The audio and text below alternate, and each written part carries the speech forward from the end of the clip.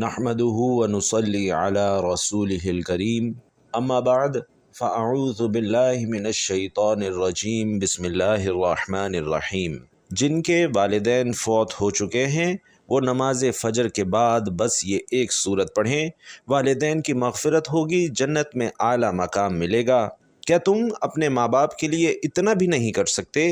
محترم ناظرین، کسی بھی انسان کے لیے دنیا میں سب سے زیادہ پاکیزہ اور محبت کرنے والا رشتہ اس کے ماں باپ کا ہے، اور اس کے بعد انسان کے سگے بہن بھائی اور پھر دوسرے رشتہ دار آتے ہیں۔ اس دنیا میں تعلق یا رشتے کسی بھی انسان کے لیے اولین ترجیح ہوتے ہیں، جبکہ کچھ رشتے تو ہماری زندگی کے لیے ایسے اہم اور لازم اور ملزوم ہو جاتے ہیں کہ ان کے بغیر زندگی گزارنا ناممکن ہو جاتا ہے۔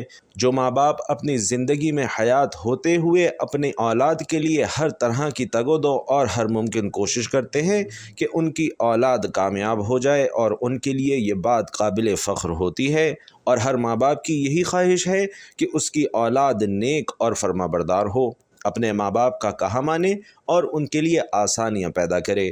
جو اولاد نیک اور فرما بردار ہوتی ہے وہ اپنے والدین کے لیے بخشش کا سبب بنتی ہے، کیونکہ نیک اور فرما بردار اولاد والدین کی وفات کے بعد ان کے مختلف وظائف اور ذکر و اذکار کر کے ان کی روحوں کو بخشتی ہے، جس سے ان کے والدین کی اخروی زندگی آسان ہو جاتی ہے اور ان کے درجات بلند ہوتے ہیں۔ اسی طرح ہمارا آج کا یہ وظیفہ بھی والدین کی وفات کے بعد ان کے لیے بخشش کا ذریعہ بنتے ہوئے ایک بہت ہی پیاری سورت کا وظیفہ ہے کہ جو شخص بھی نماز فجر کے بعد یہ ایک سورت پڑھ لیتا ہے اس کے والدین کی مغفرت کر دی جاتی ہے، ان کو جنت میں اعلیٰ مقام ملتا ہے۔ تو جن لوگوں کے والدین اس دنیا سے وفات پا چکے ہیں انہیں چاہیے کہ وہ اس سورت کی روزانہ فجر کی نماز کے بعد تلاوت کر کے اپنے والدین کو بخشے اور ان کی بخشش اور مغفرت کا ذریعہ بنے۔ جو ماں باپ اپنی اولاد کے لیے ہر طرح کے فرائض اور ہر طرح کے حقوق انجام دیتے ہیں، کیا اس اولاد پر ماں باپ کا اتنا بھی حق نہیں؟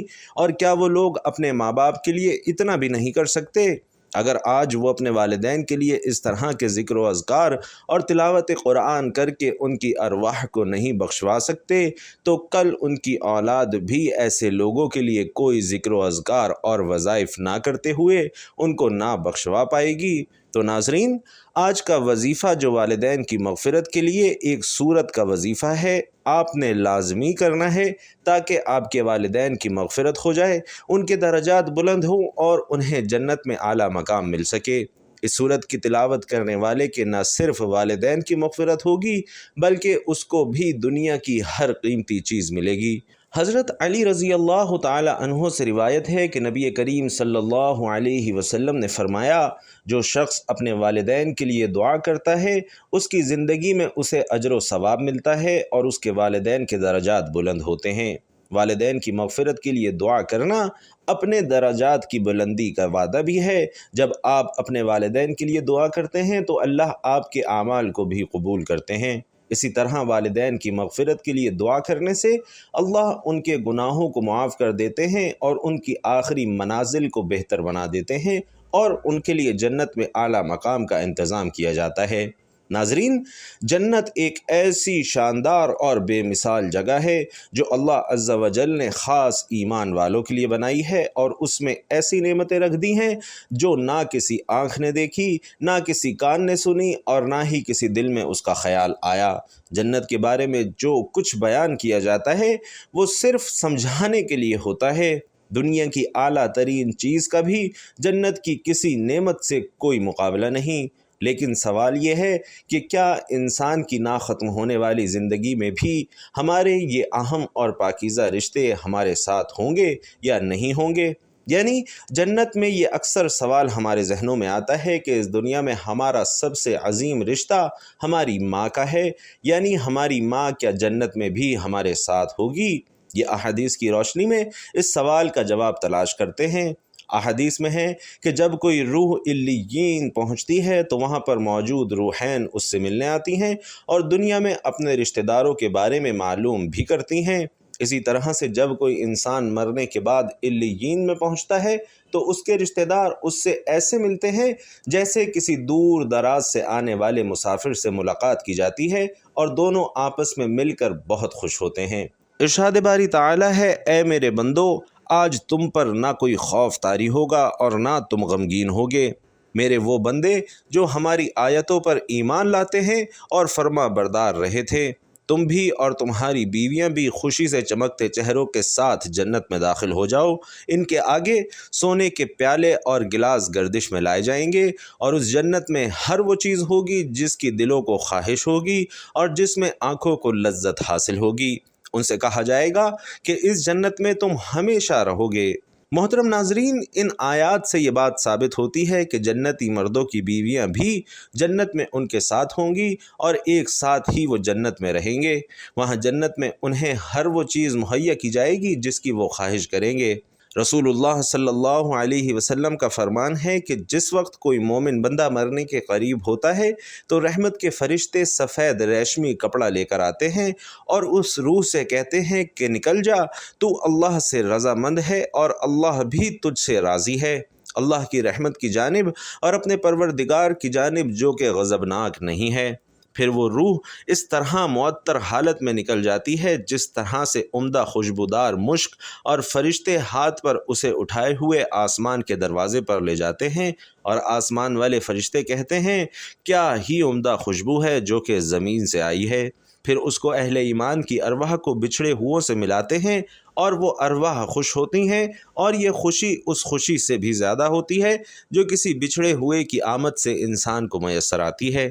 پھر وہ پہلے سے موجود مومن اس نئے آنے والے سے دریافت کرتے ہیں کہ فلاں آدمی نے کیا کیا اور فلاں آدمی کا کیا ہوا، یعنی جس شخص کو دنیا میں چھوڑ گئے تھے اب وہ کس طرح کے کاموں میں مشغول ہے۔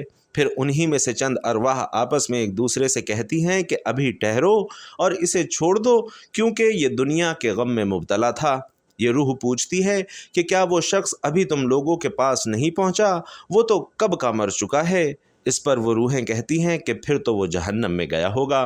محترم ناظرین، پیارے نبی حضرت محمد مصطفیٰ صلی اللہ علیہ وسلم نے فرمایا کہ تمہارے اعمال تمہارے ان رشتہ داروں اور خاندان والوں کے سامنے جو آخرت یعنی عالم برزخ میں ہیں پیش کیے جاتے ہیں۔ اگر نیک عمل ہوں تو وہ خوش ہوتے ہیں اور کہتے ہیں اللہ آپ کا فضل اور رحمت ہے، بس اپنی یہ نعمت اس پر پوری کیجئے اور اس پر اس کو موت دیجئے۔ اور اسی طرح ان پر گنہگار شخص کا عمل پیش ہوتا ہے تو کہتے ہیں اے اللہ اس کے دل میں نیکی ڈال جو تیری رضا اور قرب کا سبب ہو جائے۔ بھائیوں اور بہنوں، مختلف روایات سے معلوم ہوتا ہے کہ جنت میں مختلف رشتہ دار ایک دوسرے کو پہچانتے ہوں گے اور ایک دوسرے سے ملتے جلتے بھی رہیں گے، اور ان میں سے بعض کو ایک ساتھ بھی رکھا جائے گا۔ قرآن مجید میں اللہ سبحانہ و تعالی کا فرمان ہے، اور جو لوگ ایمان لائے اور ان کی اولاد نے بھی ایمان میں ان کی پیروی کی تو ان کی اولاد کو ہم انہی کے ساتھ شامل کر دیں گے اور ان کے عمل میں کسی چیز کی کمی نہیں کریں گے۔ حضرت ابن عباس رضی اللہ تعالی عنہ سے مروی ہے کہ بے شک اللہ مومن کی آنکھوں کو ٹھنڈا کرنے کے لیے اس کی اولاد کو ان کے اصل مقام بلند کر کے اس کے پاس اس کے درجے میں پہنچا دیں گے، اگرچہ یہ اولاد اپنے اعمال کے اعتبار سے اس درجے تک نہ پہنچتی ہو۔ پھر آپ صلی اللہ علیہ وسلم نے یہ آیت تلاوت فرمائی، اور جو لوگ ایمان لائے ہیں اور ان کی اولاد نے بھی ایمان میں ان کی پیروی کی، اس سے معلوم ہوتا ہے کہ انسانوں کی اولاد کو اس کے مطابق ان کے ساتھ ہی رکھا جائے گا۔ جو لوگ جنت میں جائیں گے تو یقیناً یہ وہ لوگ ہوں گے جنہوں نے اس دنیا میں نیک اعمال کیے ہوں گے، جبکہ ایسے لوگ بھی ہوں گے جنہوں نے گناہ کیے ہوں گے لیکن اپنے گناہوں پر شرمندہ ہو کر اس دنیا میں ہی اللہ سے معافی مانگ لی ہوگی اور صدق دل سے توبہ استغفار کر لیا ہوگا، تو اللہ انہیں معاف فرما کر جنت میں داخل کر دے گا، جہاں اللہ عز و جل ان کی خواہش پوری فرما دے گا۔ اور یقیناً ان کی خواہش میں سے ایک خواہش یہ بھی ہوگی کہ دنیا میں اس کے جو بھی گناہ سرزد ہو چکے ہیں، یہ کوئی گناہ ہمارے اعمال اس نے کیے ہوں تو اس سے وہ تمام اعمال بھلا دیے جائیں گے، کیونکہ جنت امن اور سکون کی جگہ ہوگی جہاں منفی خیالات اور غم و غصے کی کوئی گنجائش نہ ہوگی۔ اور ایک مومن اور جنتی کے لیے ہر طرف خوشحالی ہی خوشحالی ہوگی، جیسا کہ قرآن مجید میں ارشاد باری تعالیٰ ہے، اور جو لوگ ایمان لائے اور نیک عمل کرتے رہے تو انہیں خوشخبری سنا دو کہ ان کے لیے جنت کے باغ میں سے جن کے نیچے نہریں بہہ رہی ہیں، جب انہیں ان میں سے کسی قسم کا میوہ کھانے کو دیا جائے گا تو کہیں گے یہ تو وہی ہے، یہ ہم کو پہلے بتایا گیا تھا، اور انہیں ایک دوسرے کے ہم شکل بھی دیے جائیں گے، اور وہاں ان کے لیے پاک بیویاں ہوں گی اور وہ جنت میں ہمیشہ رہیں گی۔ محترم ناظرین، ایک اور حدیث میں ہے کہ رسول اللہ صلی اللہ علیہ وسلم نے فرمایا کہ جب اہل جنت جنت میں داخل ہوں گے اور ان میں سے کسی کو اپنے بھائیوں اور رشتہ داروں سے ملنے کی خواہش ہوگی تو اس کا بسترا اسے اڑا کر ان کے بستروں کے برابر میں پہنچا دے گا، اور پھر دونوں تکیہ لگا کر دنیا میں گزرے ہوئے دنوں کے بارے میں باتیں کرنے لگیں گے۔ ان میں سے ایک اپنے ساتھی سے کہے گا کہ تمہیں یاد ہے کہ اللہ نے فلاں فلاں جگہ پر ہماری مغفرت فرمائی تھی، اس طرح ہم نے اللہ سے دعا کی تھی اور اللہ نے ہمیں مغفرت کا پروانہ عطا فرما دیا تھا۔ رسول کریم صلی اللہ علیہ وسلم کی ذات مبارک کے بارے میں متعدد احادیث مبارکہ میں بیان کیا گیا ہے کہ آپ صلی اللہ علیہ وسلم انتہائی شگفتہ مزاج تھے اور نرمی اور محبت سے بات کیا کرتے تھے، تاہم کئی بار آپ صلی اللہ علیہ وسلم بے اختیار ہنس بھی دیتے، مگر یہ اس وقت ہوتا جب آپ صلی اللہ علیہ وسلم آخرت کے حالات بیان فرما رہے ہوتے۔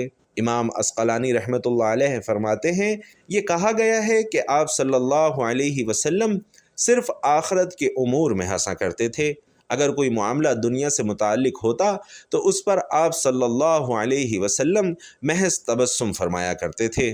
نبی کریم صلی اللہ علیہ وسلم نے ایک بار صحابہ کرام کو یہ آگاہ کیا کہ روز محشر جب کسی کو جہنم سے نکال کر جنت میں بھیجا جائے گا تو اس کی کیا حالت ہوگی۔ اس پر آپ صلی اللہ علیہ وسلم نے ہنس کر واقعہ احوال بیان کیا۔ حدیث مبارک یوں بیان کی گئی کہ حضرت عبداللہ بن مسعود رضی اللہ تعالی عنہ سے روایت ہے کہ نبی کریم صلی اللہ علیہ وسلم نے فرمایا، مجھے اچھی طرح معلوم ہے کہ سب سے آخر میں جہنم میں سے کون نکالا جائے گا، یا سب سے آخر میں کون جنت کے اندر داخل ہوگا، یا آدمی اپنے جسم کو گھسیٹتا ہوا جہنم سے باہر نکلے گا، چنانچہ اللہ اس سے فرمائے گا جا جنت میں داخل ہو جا، تو وہ جنت میں داخل ہوگا تو اسے گمان گزرے گا کہ شاید یہ بھری ہوئی ہے، چنانچہ وہ واپس لوٹ کر عرض گزار ہوگا کہ اے رب وہ تو بھری ہوئی ہے، بس اللہ اس سے فرمائے گا جا جنت میں چلا جا، لہٰذا وہ جنت میں دوبارہ داخل ہوگا اور جنت میں جا کر اسے پھر گمان گزرے گا کہ شاید یہ بھری ہوئی ہے، بس وہ واپس لوٹ کر پھر عرض کرے گا کہ یا باری تعالیٰ میں نے تو جنت بھری ہوئی پائی ہے، اللہ پھر فرمائے گا جا جنت میں داخل ہو جا، کیونکہ تیرے لیے جنت میں دنیا کے برابر بلکہ اس سے 10 گنا زیادہ حصہ ہے، یا فرمایا تیرے لیے 10 دنیاوی کے برابر حصہ ہے۔ وہ عرض کرے گا کہ اے اللہ کیا مجھ سے مزاح کرتا ہے یا مجھ پر ہنستا ہے، حالانکہ تو مالک حقیقی ہے۔ حضرت عبداللہ بن مسعود بیان کرتے ہیں کہ میں نے دیکھا کہ اس پر حضور نبی کریم صلی اللہ علیہ وسلم ہنس پڑے، یہاں تک کہ آپ صلی اللہ علیہ وسلم کے دندان مبارک نظر آنے لگے۔ آپ صلی اللہ علیہ وسلم فرماتے تھے کہ یہ اہل جنت کے سب سے کم درجے والے شخص کا حال ہے۔ حضرت ابو سعید خدری رضی اللہ تعالی عنہ سے روایت ہے کہ رسول علیہ السلام نے فرمایا کہ جو آدمی سب سے آخر میں جنت میں داخل ہوگا وہ گرتا اور گھسٹتا ہوا دوزخ سے اس حال میں نکلے گا کہ دوزخ کی آگ اسے جلا رہی ہوگی، پھر جب وہ جنت سے نکل کر جائے گا تو پھر دوزخ کی طرف پلٹ کر دیکھے گا اور دوزخ سے مخاطب ہو کر کہے گا کہ بڑی بابرکت ہے وہ ذات جس نے مجھے تجھ سے نجات دی، اور اللہ نے مجھے وہ نعمت عطا فرمائی کہ اولین و آخرین میں سے کسی کو بھی وہ نعمت عطا نہیں فرمائی۔ پھر اس کے لیے ایک درخت بلند کیا جائے گا، وہ آدمی کہے گا کہ اے میرے پروردگار مجھے اس درخت کے قریب کر دیجئے تاکہ میں اس کے سائے کو حاصل کر سکوں اور اس کے پھلوں سے پانی پی سکوں۔ اللہ فرمائیں گے اے ابن آدم اگر میں تجھے یہ دے دوں تو پھر اس کے علاوہ اور کچھ تو نہیں مانگے گا؟ وہ کہے گا نہیں میرے پروردگار۔ اللہ تعالیٰ اس سے اس کے علاوہ اور نہ مانگنے کا معاہدہ فرمائیں گے۔ اللہ اس کا عذر قبول فرمائیں گے کیونکہ وہ جنت کی ایسی ایسی نعمتیں دیکھ چکا ہوگا کہ جس پر اس سے صبر نہ ہوگا۔ اللہ اسے اس درخت کے قریب کر دیں گے، وہ اس کے سائے میں آرام کرے گا اور اس کے پھلوں کے پانی سے پیاس بجھائے گا۔ پھر اس کے لیے ایک اور درخت ظاہر کیا جائے گا جو پہلے درخت سے کئی زیادہ خوبصورت ہوگا۔ وہ آدمی عرض کرے گا کہ اے میرے پروردگار، مجھے اس درخت کے قریب فرما دیجئے تاکہ میں اس کا سایہ حاصل کروں اور اس کا پانی پیوں، اس کے بعد میں آپ سے اور کوئی سوال نہیں کروں گا۔ اللہ فرمائے گا کہ اے ابن آدم، کیا تو نے مجھ سے وعدہ نہیں کیا تھا کہ تو مجھ سے اور کوئی سوال نہیں کرے گا؟ اور اب اگر تجھے اس درخت کے قریب پہنچا دیا تو پھر تو اور سوال کرے گا۔ اللہ پھر اس سے اس بات کا وعدہ لیں گے کہ وہ اور کوئی سوال نہیں کرے گا، تاہم اللہ کے علم میں وہ معذور ہوگا، کیونکہ وہ ایسی نعمتیں دیکھے گا جس پر اس سے صبر نہ ہو سکے گا۔ پھر اللہ اسے اس درخت کے قریب کر دیں گے تو وہ اس کے سائے میں آرام کرے گا اور اس کا پانی پیے گا۔ پھر اسے جنت کے دروازے پر ایک درخت دکھایا جائے گا جو پہلے درختوں سے بھی کئی زیادہ خوبصورت ہوگا۔ وہ آدمی کہے گا اے پروردگار، مجھے اس درخت کے قریب فرما دیجئے تاکہ میں اس کے سائے میں آرام کروں اور پھر اس کا پانی پیوں، اس کے علاوہ میں تجھ سے اور کوئی سوال نہیں کروں گا۔ پھر اللہ اس آدمی سے فرمائیں گے کہ اے ابن آدم، تو نے تو مجھ سے یہ وعدہ کیا تھا کہ اس کے بعد اور کوئی سوال نہیں کرے گا۔ وہ آدمی عرض کرے گا میرے پروردگار، اب میں اس کے بعد اور کوئی سوال نہیں کروں گا۔ اللہ اسے معذور سمجھیں گے، کیونکہ وہ جنت کی ایسی نعمتیں دیکھے گا کہ جس پر وہ مزید صبر نہ کر سکے گا۔ پھر اللہ اسے اس درخت کے قریب کر دیں گے۔ جب وہ اس درخت کے قریب پہنچے گا تو جنت والوں کی آوازیں سنے گا، تو وہ پھر عرض کرے گا کہ اے میرے پروردگار، مجھے اس میں داخل کر دے۔ تو اللہ اس سے فرمائیں گے کہ اے ابن آدم، تیرے سوال کی کون سی چیز روک سکتی ہے؟ کیا تو اس پر راضی ہے کہ تجھے دنیا اور دنیا کے برابر دے دیا جائے؟ وہ کہے گا یا رب العالمین، تو مجھ سے مذاق کرتا ہے؟ یہ حدیث بیان کر کے حضرت عبداللہ رضی اللہ تعالی عنہ ہنس پڑے اور لوگوں سے فرمایا کہ تم مجھ سے کیوں نہیں پوچھتے کہ میں کیوں ہنسا؟ لوگوں نے پوچھا کہ آپ کس وجہ سے ہنسے؟ تو فرمایا کہ رسول اللہ صلی اللہ علیہ وسلم بھی اسی طرح ہنسے تھے۔ پھر فرمایا اللہ رب العالمین کے ہنسنے کی وجہ سے جب وہ آدمی کہے گا کہ آپ رب العالمین ہونے کے باوجود مجھ سے مذاق فرما رہے ہیں، تو اللہ فرمائیں گے میں تجھ سے مذاق نہیں کرتا، مگر میں جو چاہوں کرنے پر قادر ہوں۔ اللہ عز و جل سے دعا ہے کہ اللہ ہمیں بھی اس دنیا کی آزمائش میں کامیاب و کامران فرما کر خوبصورت جنت میں داخل فرمائے اور ہمارا خاتمہ بالخیر فرمائے، آمین یا رب العالمین۔ ناظرین کرام، والدین کی مغفرت کے لیے دعائیں، ماں باپ سے بے پرواہی برتنا خدا کی ناشکری ہے۔ حدیث نبوی صلی اللہ علیہ وسلم، مرنے کے بعد مردے کو 3 چیزیں فائدہ پہنچاتی ہیں: صدقہ جاریہ، پھیلایا ہوا علم اور صالح اولاد کی دعائیں۔ حضرت جاحم رضی اللہ تعالی عنہ اللہ کے محبوب صلی اللہ علیہ وسلم کی خدمت میں حاضر ہوئے اور عرض کی کہ یا رسول اللہ، میرا ارادہ ہے کہ میں آپ صلی اللہ علیہ وسلم کے ہمراہ جہاد میں شرکت کروں، اور اسی لیے آیا ہوں کہ آپ صلی اللہ علیہ وسلم سے اس معاملے میں مشورہ لوں، فرمائیے میرے لیے کیا حکم ہے؟ حضرت محمد مصطفیٰ صلی اللہ علیہ وسلم نے ان سے دریافت کیا کہ تمہاری والدہ زندہ ہیں؟ تو جاحم رضی اللہ تعالی عنہ نے کہا جی حضور، زندہ ہیں۔ حضور نبی کریم صلی اللہ علیہ وسلم نے فرمایا کہ تم پھر انہی کی خدمت میں لگے رہو، کیونکہ جنت ان کے قدموں میں ہے۔ ناظرین، حکم ہے کہ رضائی ماں کے ساتھ بھی اچھا سلوک کیجیے، ان کی خدمت کیجیے اور ان سے ادب و احترام سے پیش آئیے۔ حضرت ابو طفیل رضی اللہ تعالی عنہ کہتے ہیں کہ میں نے جارانہ کے مقام رسول اللہ صلی اللہ علیہ وسلم کو دیکھا کہ آپ صلی اللہ علیہ وسلم گوشت تقسیم فرما رہے ہیں۔ اتنے میں ایک خاتون آپ صلی اللہ علیہ وسلم کی خدمت میں حاضر ہوئیں۔ آپ صلی اللہ علیہ وسلم نے ان کو چادر بچھا دی اور وہ اس پر بیٹھ گئی۔ میں نے لوگوں سے پوچھا کہ یہ کون صاحبہ ہے؟ لوگوں نے بتایا کہ یہ آقا صلی اللہ علیہ وسلم کی وہ ماں ہیں جنہوں نے آپ صلی اللہ علیہ وسلم کو دودھ پلایا تھا۔ ناظرین، والدین کی وفات کے بعد بھی ان کا خیال رکھیے اور ان کے ساتھ نیک سلوک کرنے کے لیے ہر وقت چاق و چوبند رہیے۔ ماں باپ کے لیے مغفرت کی دعائیں کرتے رہیے۔ تو ناظرین، اب چلتے ہیں وظیفے کی جانب کہ وہ کون سی صورت ہے اور آپ نے کس طرح پڑھنی ہے جس سے آپ کے والدین کی مغفرت ہوگی، ان کے درجات بلند ہوں گے اور انہیں جنت میں اعلیٰ مقام ملے گا۔ تو ناظرین، سب سے پہلے آپ نے نماز فجر ادا کرنی ہے۔ نماز فجر ادا کرنے کے بعد حضور پاک صلی اللہ علیہ وسلم کی ذات اقدس پر درود پاک کا نذرانہ پیش کرنا ہے۔ ثواب کے طور پر ایک مرتبہ درود ابراہیمی میرے ساتھ بھی پڑھیے گا۔ اللہم صلی علی محمد وعلی آل محمد کما صلیت علی ابراہیم وعلی آل ابراہیم انک حمید مجید۔